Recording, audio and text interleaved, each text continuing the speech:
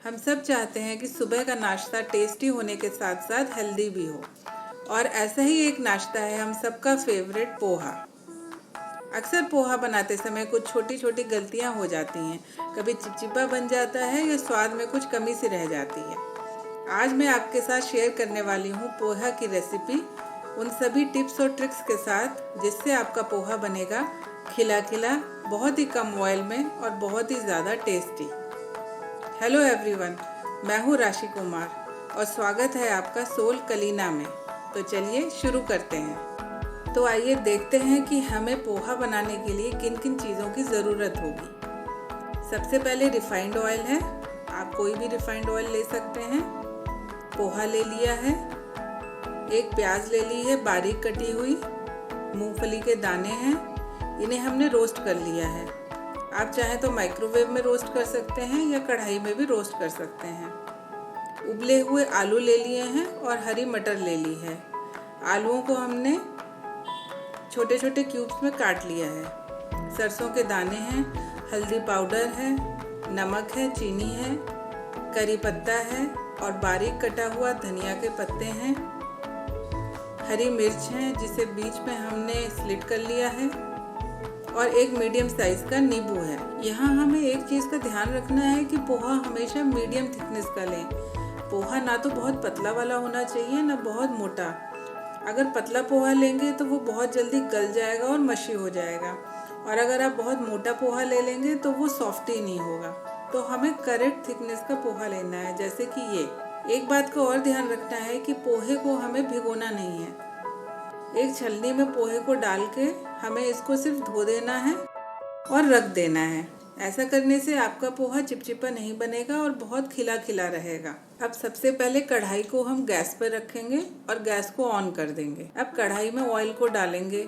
आप चाहे तो देसी घी का भी यूज़ कर सकते हैं, पर सरसों के तेल का यूज़ ना ही करें तो अच्छा है, क्योंकि इससे पोहे का स्वाद अच्छा नहीं आता है। अब तेल को थोड़ा गर्म होने देंगे और फिर इसमें सरसों के कुछ दाने डालेंगे।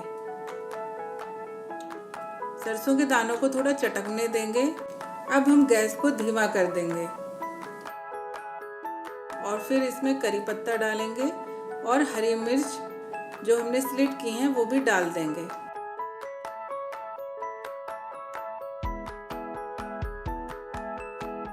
अब इसमें कटा हुआ प्याज डाल देंगे और अच्छी तरह भूनेंगे।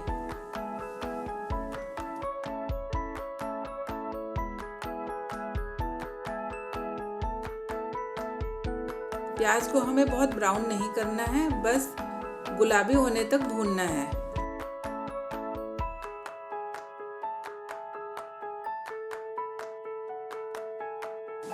अब उबले आलूओं को इसमें डाल देंगे और अच्छी तरह भूनेंगे।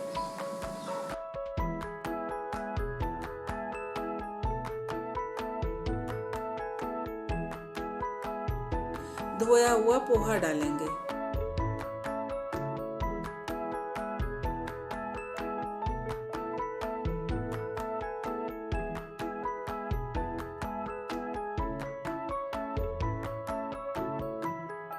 अब इसमें लगभग आधा टीस्पून हल्दी डालेंगे, स्वादानुसार नमक डालेंगे,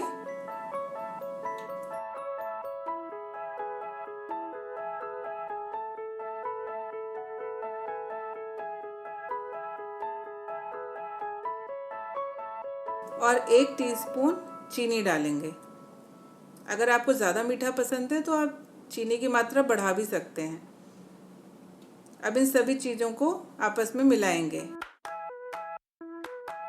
याद रखना है कि हमें इसको बहुत आराम से मिलाना है, वरना पोहा बहुत ही घुलने सा लगता है।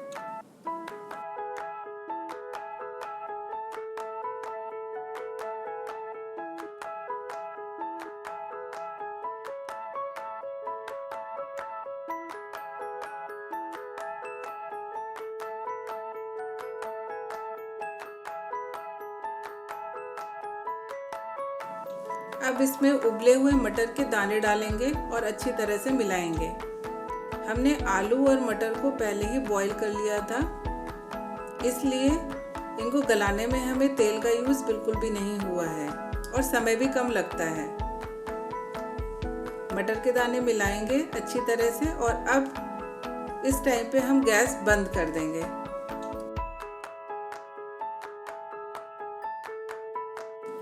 अब हम इसमें एक नींबू का रस डालेंगे। आप या तो पहले एक कटोरी में नींबू का रस निचोड़ लें और बीजों को हटा दें, या फिर एक स्क्वीज़र से नींबू का रस डायरेक्ट पोहे में डालें।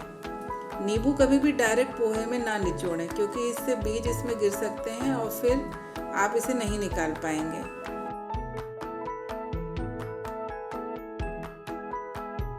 और फिर इसमें कटा हुआ धनिया डाल देते हैं और इसको भी अच्छे से मिला लेते हैं। हमें बहुत हल्के हाथों से पोहे को मिलाना है।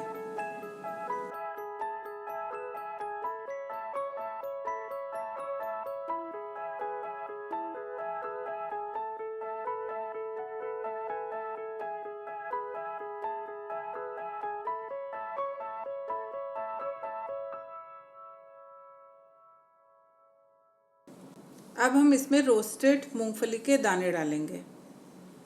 हमने इन मूंगफली के दानों को पहले रोस्ट कर लिया था, इसलिए इनको तलने में तेल की बिल्कुल भी ज़रूरत नहीं हुई।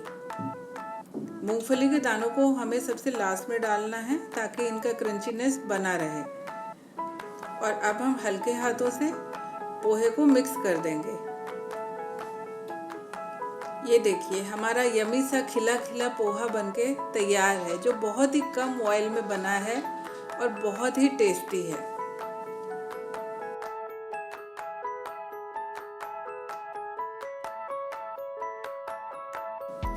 दोस्तों, पोहे को खिला खिला और टेस्टी बनाने के लिए हमें इन 3 बातों का विशेष ध्यान रखना है।